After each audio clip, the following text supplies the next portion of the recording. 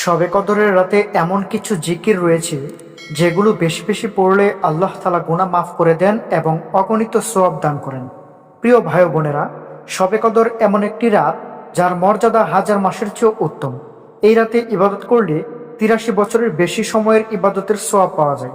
তাই এই রাতে বেশি বেশি জিকির করা খুবই গুরুত্বপূর্ণ। চলুন জেনে নেই শবে কদরের সেরা কয়েকটি জিকির সম্পর্কে। প্রথম জিকির হচ্ছে সবচেয়ে গুরুত্বপূর্ণ হলো দোয়া। তো প্রথম যে জিকিরটি আপনারা পড়বেন সেটি হচ্ছে সুবহানাল্লাহ, আলহামদুলিল্লাহ, আল্লাহু আকবার। প্রতিটি ৩৩ বার অথবা ১০০ বার করে পড়তে পারেন। এতে আল্লাহর প্রশংসা করা হয় এবং অনেক সওয়াব পাওয়া যায়। আমি আবারও বলছি, আপনারা সুবহানাল্লাহ, আলহামদুলিল্লাহ, আল্লাহু আকবার এই জিকিরগুলো শবে কদরের নামাজ পড়ে আপনারা জায়নামাজে বসে অথবা বিছনায় বসে এই জিকিরগুলো পড়তে থাকবেন। ইনশাল্লাহ আল্লাহ রাব্বুল আলামিন আপনার গুনাহগুলো মাফ করে দিবেন। তারপর যে জিকির পড়বেন সেটি হচ্ছে আস্তাগফিরুল্লাহ। এই জিকিরটি ১০০ বার বা তার বেশি পড়ুন।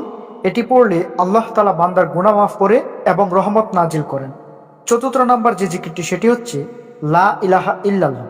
এই কালিমা বেশি বেশি পড়লে ঈমান মজবুত হয় এবং অনেক নেকি পাওয়া যায়। তাই এই কালিমাটি আপনারা বেশি বেশি পড়বেন। তারপর হচ্ছে সুবহানাল্লাহি ওয়া বিহামদিহি সুবহানাল্লাহিল আযীম। এই জিকিরটিও আপনারা বেশি বেশি পড়বেন। এই ছোট জিকিরটি আল্লাহর কাছে খুবই প্রিয় এবং আমলনামা ভারী করে দেয়।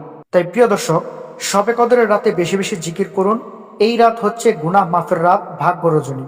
এই রাতে ভাগ্য নির্ধারণ হয়। তাই এই রাতে বেশি বেশি আমল করলে আল্লাহ তাআলার কাছে আপনার আমলের পাল্লা ভারী করে নেন এবং আপনার জীবনের যত গুনাহ রয়েছে সব গুনাহগুলো মাফ করিয়ে নেন। এই রাতে আপনি গুনাহগুলো মাফ করাতে না পারলে এত মহিমান্বিত এবং সম্মানিত একটি রাত আপনার জীবনে আর নাও আসতে পারে। তাই এই রাতে আপনি আপনার জীবনের গুনাহগুলো মাফ করিয়ে নেন। প্রিয় দর্শক, শবে কদরের রাতে শুধু নামাজ নয় বরং জিকির, কোরআন তিলাওয়াত, দোয়া এবং ইস্তেগফার বেশি বেশি করা উচিত। শেষে একটি কথাই বলবো, আজ রাতটি যেন আমরা অযথা মোবাইল বা ঘুমে নষ্ট না করি, বরং যতটা সম্ভব আল্লাহর ইবাদতে কাটানোর চেষ্টা করি। ভিডিওটি ভালো লাগলে লাইক, কমেন্ট এবং সাবস্ক্রাইব করতে ভুলবেন না। আসসালামু আলাইকুম, আল্লাহ হাফিজ।